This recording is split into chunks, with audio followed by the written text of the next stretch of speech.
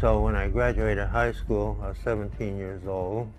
I enlisted in the Army the next week just to get out of that town.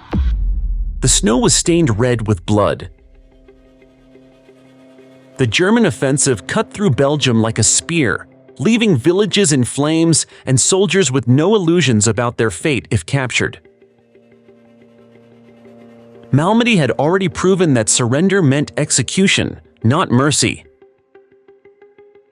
Amid this storm of chaos, one figure remained: a 19-year-old private standing guard on a narrow bridge, armed with little more than a bazooka and a stubborn refusal to back down. He wasn't a commander. He wasn't decorated. By every calculation, he wasn't supposed to survive the day.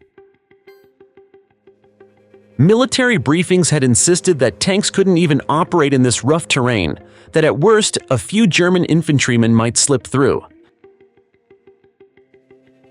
Yet by 4 in the morning, the impossible appeared out of the mist. German tanks, bumper to bumper, grinding toward the bridge. And somehow, impossibly, Francis Sherman Currey stood his ground. The question is why?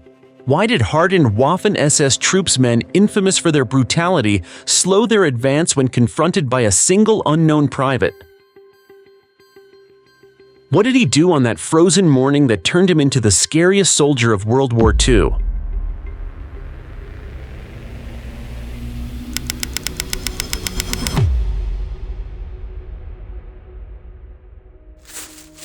December 1944.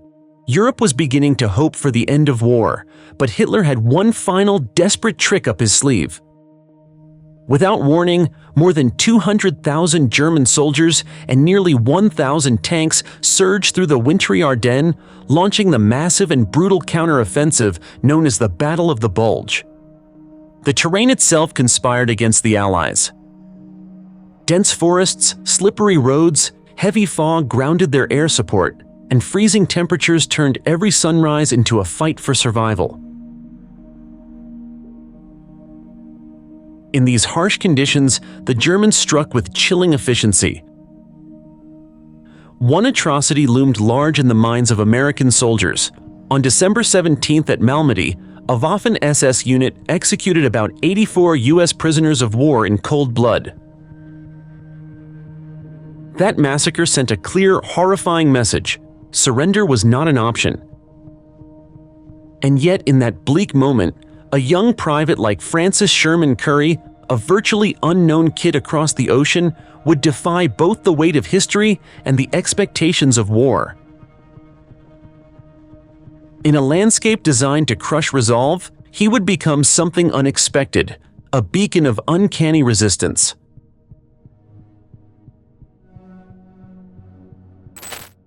Francis Sherman Currey did not look like a soldier destined for legend.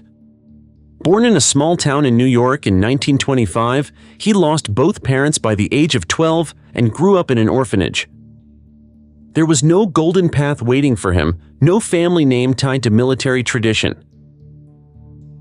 Like many boys of his generation, he enlisted in the U.S. Army at just 17, hoping for purpose, maybe even a way out of a life with few options. When he joined the 30th Infantry Division, nicknamed Old Hickory, he was stepping into one of the hardest fighting units in Europe. These men had stormed through Normandy and bled across Holland, building a reputation for grit. For a 19-year-old who had never fired a shot in combat, it could have been overwhelming. Yet Currey stood out in quiet ways.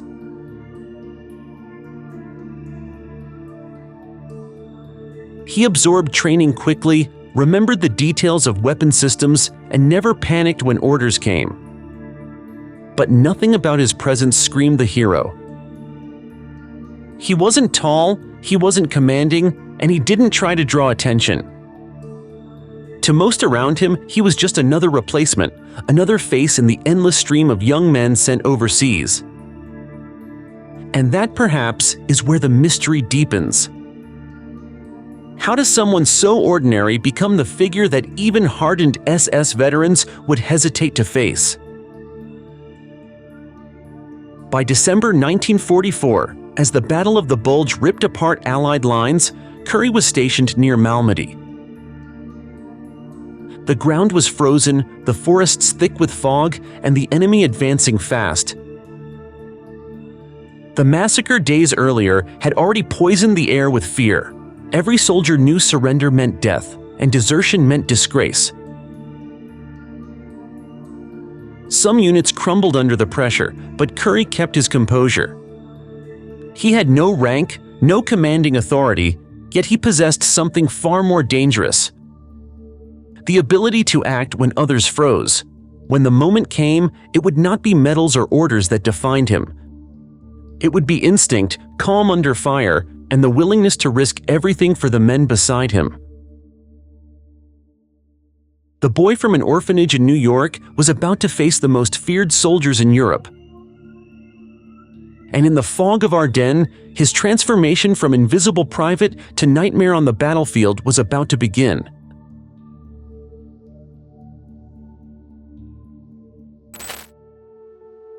December 21st, 1944. The air over Malmedy was razor-sharp with cold. Every breath slicing the lungs like glass, and the Belgian countryside lay buried under snow that muffled nothing. Shells screamed overhead and burst into the frozen earth, ripping apart foxholes and scattering men who tried desperately to cling to their positions. This was not random fire. It was the deliberate opening act of a German armored assault, the kind that crushed everything in its path. At the edge of town stood a narrow bridge, a lifeline of stone and steel. Whoever controlled it would command the roads leading deeper into Allied territory. And if the Germans captured it, their tanks could split American defenses wide open. Currey crouched there with only a handful of soldiers, all of them knowing reinforcements were unlikely to come. The memory of the Malmedy massacre lingered heavily in every mind. 84 Americans had been executed just days before, a reminder that surrender was no longer an option. Out of the smoke, the first tank appeared, its commander scanning the fog. Most men would have hidden, waiting for orders, but Currey didn't.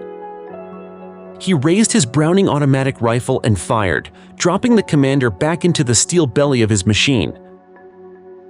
The tank growled forward anyway, its engine snarling like a beast, and behind it came more armor, bumper to bumper, pressing toward the bridge. Briefings had said tanks couldn't even move in this terrain, yet here they were.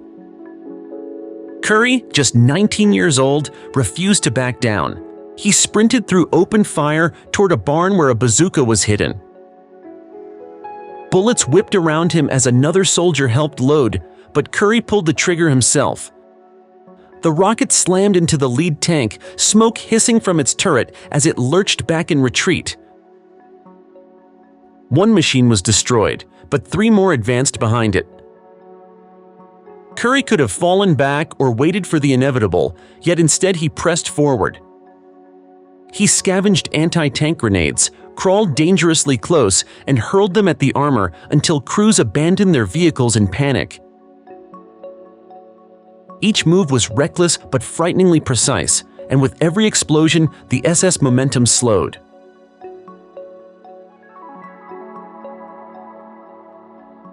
Amid the blizzard of smoke and fire, a single private was rewriting the rules of survival, and for the first time that morning, the feared warriors of the Waffen-SS hesitated. One person, many roles. The smoke from the destroyed tank had barely lifted when Francis Sherman Currey acted again, sprinting forward instead of retreating. The frightened replacement had vanished. In his place was a teenager becoming a one-man army.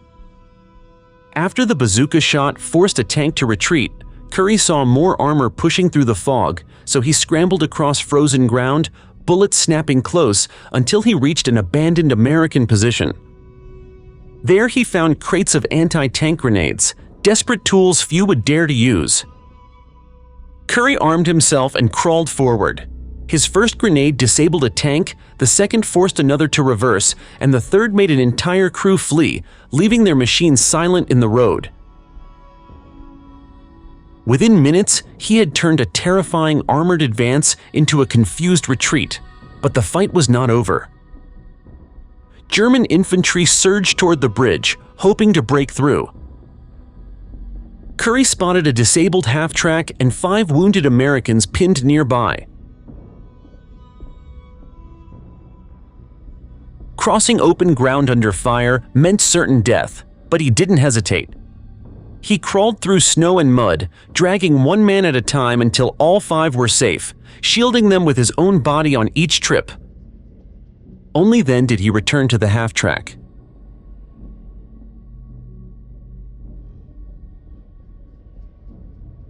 Climbing aboard, he seized the .50 caliber machine gun and unleashed such a relentless stream of fire that German troops scattered in confusion.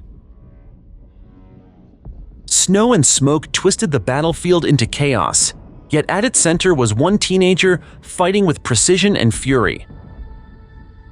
When the machine gun jammed, Currey simply switched back to his Browning, firing controlled bursts that forced German soldiers to the ground. His deliberate aim created the illusion that more Americans were hidden in the mist, but in truth, it was still just Currey. As the SS regrouped, their tanks edged forward again.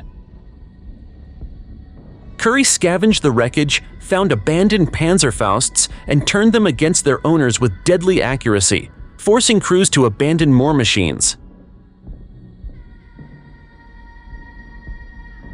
To the Germans, it seemed impossible. No single man could strike from so many angles.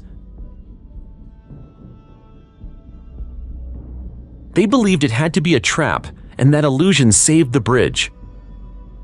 In less than an hour, Currey had filled the roles of anti-tank specialist, grenadier, rescuer, heavy gunner, and enemy weapons operator.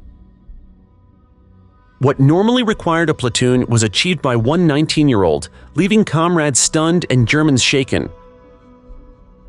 The SS had expected to crush resistance quickly, but instead they retreated from ground they thought certain to capture.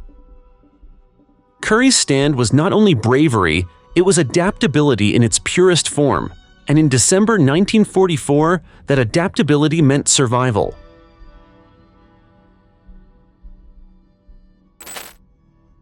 By late December 1944, the Waffen-SS carried a reputation carved in blood. They had burned villages in the east and only days earlier executed 84 Americans at Malmedy, proving surrender meant death. The SS wielded fear like a weapon, but at the frozen bridge near Malmedy, that fear boomeranged back. Francis Sherman Currey refused to fight the way they expected. He didn't stay pinned down. He moved constantly, striking like a phantom. One moment a bazooka roared, the next heavy bursts came from a half-track, then grenades erupted across the snow. To Germans peering through fog and smoke, it looked like a coordinated squad, but it was only one man. Currey's calm under fire deepened the illusion. He didn't waste ammunition. He picked targets carefully, shifted positions, and applied pressure exactly where the enemy sought relief.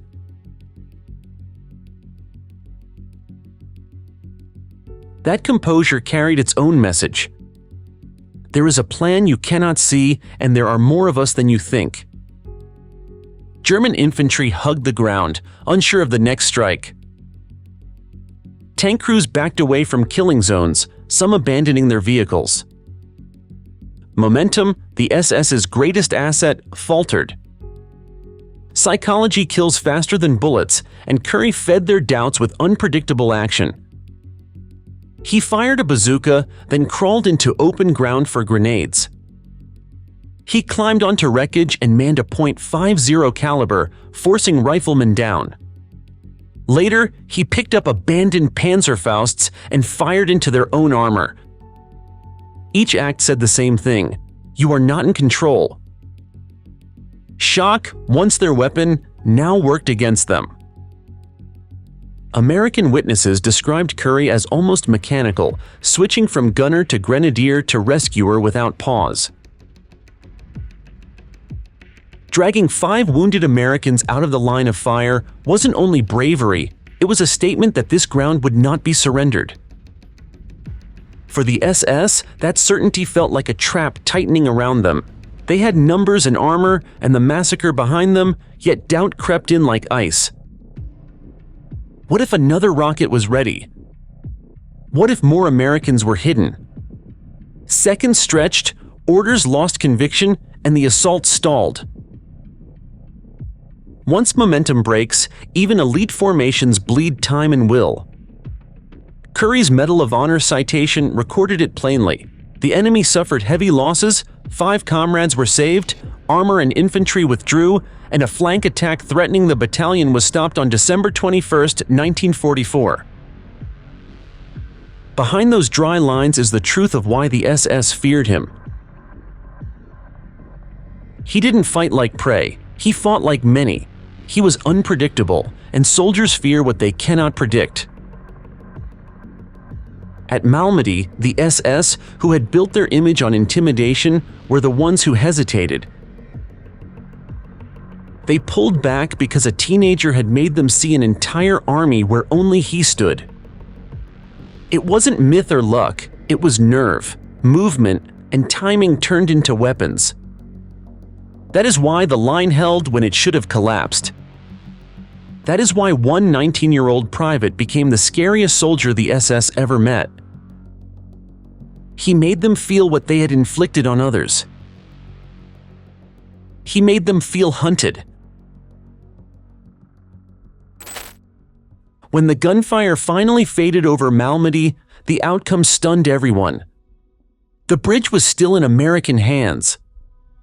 5 wounded men, stranded under fire only hours before, were alive because Francis Sherman Currey dragged them to safety. German tanks smoldered in the snow, and the feared advance of the Waffen-SS had stalled. It was a victory won not by an army, but by one 19-year-old private. In the days after the battle, his story spread quickly through the ranks. Soldiers spoke of the boy who sprinted through open fire, fired rockets into tanks, and carried comrades across the snow again and again. Some believed he fought like an entire squad. Others said he moved with the cold precision of a machine. Commanders soon realized Malmedy had been held because of one man. By March 1945, Currey's commander recommended him for the Medal of Honor. The citation praised his extraordinary heroism and his decisive action that stopped a German attack threatening the battalion.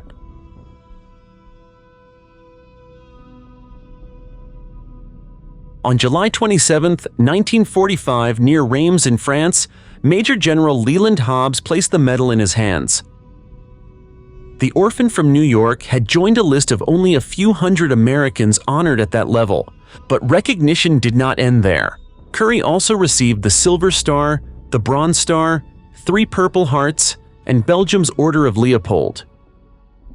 Even General Dwight D. Eisenhower reportedly told him that his stand at Malmedy had shortened the war by 6 weeks.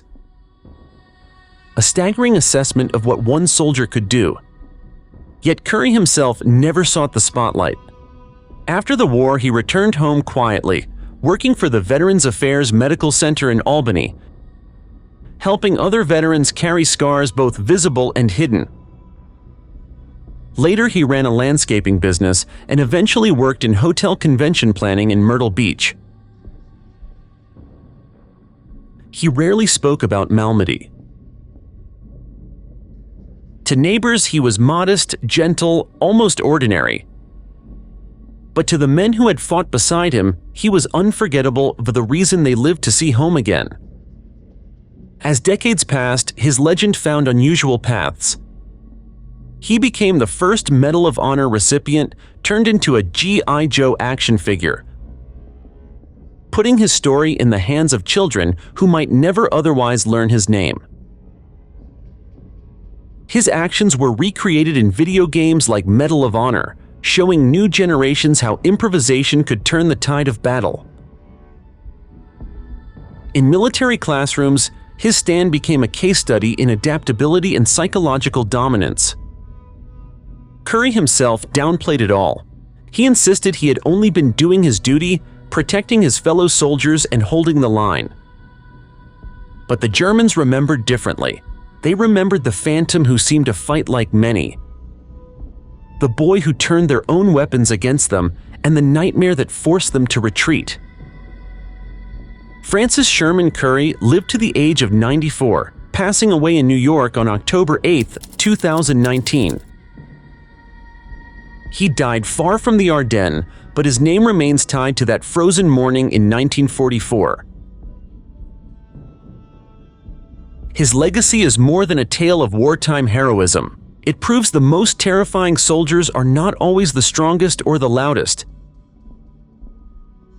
Sometimes they are the quiet ones who adapt faster than anyone else, who stay calm when chaos erupts, and who turn fear back on those who try to wield it. That was Currey's gift, and that is why he became a legend. The boy who grew up with nothing, nearly invisible when he first enlisted, became the ghost of Malmedy, the scariest soldier the Waffen-SS ever faced.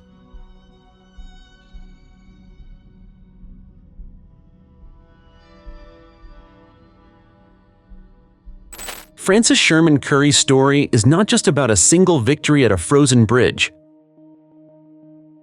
It is about how one quiet, unassuming 19-year-old proved that courage and adaptability can overwhelm even the most ruthless enemy. The Waffen-SS built their reputation on intimidation, but on December 21, 1944, they were the ones who hesitated. Currey showed that true power is not in numbers or in weapons alone, but in the will to act when everyone else falters. His name became a symbol, carved into medals, taught in classrooms, and remembered by those he saved. Yet the greatest part of his legacy is the reminder that fear itself can be turned into a weapon. He transformed it into strength, and in doing so, became the ghost of Malmedy. The question is, could one soldier today create that same kind of impact? Or was Currey the product of a war that will never be repeated?